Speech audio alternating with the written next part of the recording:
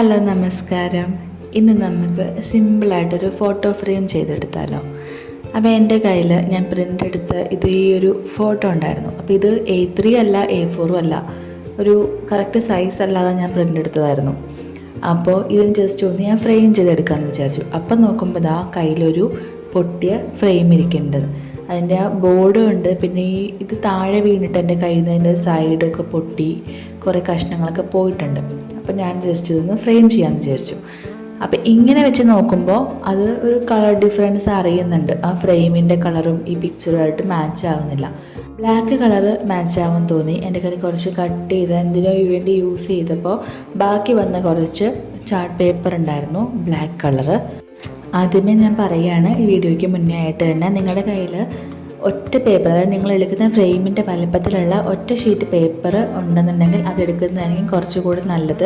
ഇതെൻ്റെ കയ്യിൽ കുറച്ച് കട്ട് ചെയ്ത് കുറച്ച് പീസുകളായതായാലും ഞാനത് ഒട്ടിച്ചെടുത്തപ്പോൾ അതിൻ്റെ സെലോ ടേപ്പും ഗ്ലൂ ഒക്കെ വരുന്ന ഭാഗങ്ങളൊക്കെ പുറത്തേക്ക് കുറച്ച് കാണുന്നുണ്ടായിരുന്നു. അപ്പോൾ ഒറ്റൊരു ഷീറ്റ് ആണെന്നുണ്ടെങ്കിൽ അത് ഈ ഫ്രെയിമിൽ ഒട്ടിച്ചതിന് ശേഷം അതിൻ്റെ മുകളിൽ പിക്ചർ ഒട്ടിച്ചാൽ നമുക്ക് വേറെ ഒരു ടേപ്പിൻ്റെ പാടുകളോ ഗ്ലൂ ഒന്നും കാണാതെ നീറ്റായിട്ടിരിക്കും. അപ്പോൾ എൻ്റെ കയ്യിൽ ഇങ്ങനത്തെ കുറച്ച് കട്ട് ചെയ്ത പീസുകളായത് കാരണം ഞാനത് പുറത്തേക്ക് കാണുന്ന ഭാഗങ്ങളിലെല്ലാം ഇതുപോലെ ഒന്ന് ഒട്ടിച്ച് സെക്യൂർ ചെയ്ത് വെച്ചതിന് ശേഷം അതിൻ്റെ മുകളിലേക്ക് നമ്മൾക്ക് ഏത് പിക്ചറാണോ വെക്കേണ്ടത് ആ പിക്ചർ വെച്ച് കൊടുക്കുകയാണ് ചെയ്തത്.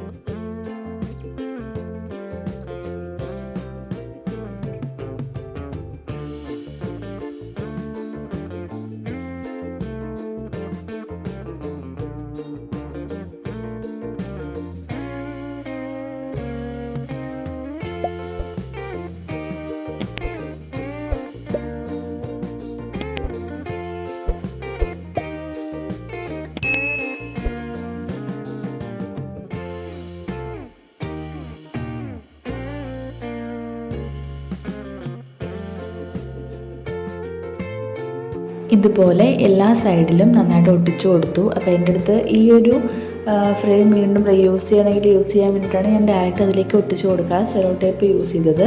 അപ്പോൾ അതുപോലെ പുറത്ത് കാണുന്ന ഭാഗത്തേക്കൊക്കെ ബ്ലാക്ക് കളർ പേപ്പർ ഒട്ടിച്ചതിന് ശേഷം അതിൻ്റെ മുകളിലായിട്ട് നമുക്ക് ഏത് പിക്ചറാണോ അവിടെ ഒട്ടിക്കേണ്ടത് അല്ലെങ്കിൽ ഫ്രെയിം ചെയ്യേണ്ടത് ആ ഒരു പിക്ചർ വെച്ചു.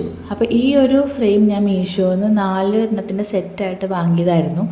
അപ്പോൾ അതിൽ ഗ്ലാസ് ആയിരുന്നില്ല, ഒരു OHP ഷീറ്റ് പോലത്തെ ഒരു ട്രാൻസ്പെറൻറ്റ് ഷീറ്റായിരുന്നു ഉണ്ടായിരുന്നത്. അതെൻ്റെ ഇത് മിസ്സായിപ്പോയി. അപ്പോൾ എൻ്റെ ഇത്രയേ ഉള്ളൂ. വേണമെങ്കിൽ നമുക്കിതിൻ്റെ ഫ്രണ്ടിൽ അങ്ങനെ ഒരു കവറിങ് വേണമെങ്കിലും വെക്കാം. പിക്ചറൊക്കെ നന്നായിട്ട് ഒട്ടിച്ച് വൃത്തിയാക്കി വെച്ചതിന് ശേഷം നിങ്ങൾക്ക് കാണാം ഇതിൽ സെലോ ടേപ്പിൻ്റെ പാടുകളുണ്ട്. അതുകൊണ്ടാണ് ഞാൻ ആദ്യമേ പറഞ്ഞത് അങ്ങനെ ഒറ്റ ഷീറ്റ് പേപ്പർ, ബ്ലാക്ക് എന്നല്ല, നിങ്ങൾ എന്ത് കളർ പേപ്പറാണോ വയ്ക്കാൻ ഉദ്ദേശിക്കുന്നത് ആ ഒരു കളർ പേപ്പർ ഒറ്റ ഷീറ്റ് ഉണ്ടെങ്കിൽ അതായിരിക്കും കൂടുതൽ നീറ്റായിട്ട് നിൽക്കുക. അങ്ങനെ അതെല്ലാം ഞാനൊന്ന് വെച്ചു. ആ ഫ്രെയിമിൻ്റെ കഷ്ണങ്ങളെല്ലാം പോയിരുന്നത് കാരണം വയ്ക്കാൻ കുറച്ച് ബുദ്ധിമുട്ടായിരുന്നു. അപ്പോൾ ഞാൻ ആ ഭാഗങ്ങളിലെല്ലാം ഒന്ന് ഗ്ലൂ അപ്ലൈ ചെയ്തതിന് ശേഷമാണ് ഈ ഫ്രെയിമിൻ്റെ സൈഡെല്ലാം ഒന്ന് ജോയിൻ ചെയ്ത് വെച്ച് കൊടുത്തത്. ഞാൻ യൂസ് ചെയ്തത് ഇവിടെ ഫെവി ബോണ്ടാണ് ഞാൻ കൂടുതലായിട്ട് യൂസ് ചെയ്യുന്നത്. ഇങ്ങനെ പൊട്ടിയ ഭാഗങ്ങളിലെല്ലാം ഫെവി ബോണ്ട് വെച്ചിട്ടൊന്ന് ഒട്ടിച്ചു കൊടുത്തിട്ടാണ് ഇതുപോലെ സെറ്റ് ചെയ്തെടുത്തത്. അപ്പോൾ ഇത്രയേ ഉള്ളൂ. നമ്മുടെ കയ്യിൽ ഉള്ള പിക്ചറിൻ്റെ അതേ വലുപ്പത്തിലുള്ള ഫ്രെയിം ഇല്ല, അല്ലെങ്കിൽ ഫ്രെയിം നമുക്ക് ആ വലുപ്പത്തിൽ കിട്ടില്ല എന്നാണെങ്കിൽ ആ ഭംഗിയുള്ള പിക്ചർ മുറിച്ച് കട്ട് ചെയ്ത് ഒരു വൃത്തികേടാക്കാതെ നമുക്ക് ഇങ്ങനെ ഫ്രെയിം ചെയ്തിട്ട് യൂസ് ചെയ്യാം. ഒരു ഐഡിയ ജസ്റ്റ് പറഞ്ഞേ ഉള്ളൂ. ഇഷ്ടപ്പെട്ടവർ ചെയ്ത് നോക്കുക. അതുപോലെ നിങ്ങൾ വീഡിയോ കണ്ടുകൊണ്ടിരിക്കുമ്പോൾ നിങ്ങൾക്ക് വീഡിയോ ഇഷ്ടപ്പെട്ടാൽ ലൈക്ക് ചെയ്യുക. ഇതുപോലത്തെ സിമ്പിളായിട്ടുള്ള ഹോം ഡെക്കോർ ഐറ്റംസും ക്രാഫ്റ്റ് ഐറ്റംസിൻ്റെയൊക്കെ വീഡിയോസ് കാണാൻ വേണ്ടിയിട്ട് സബ്സ്ക്രൈബ് ചെയ്യാത്തവരെ ഒന്ന് സബ്സ്ക്രൈബ് ചെയ്യുക. Thank you.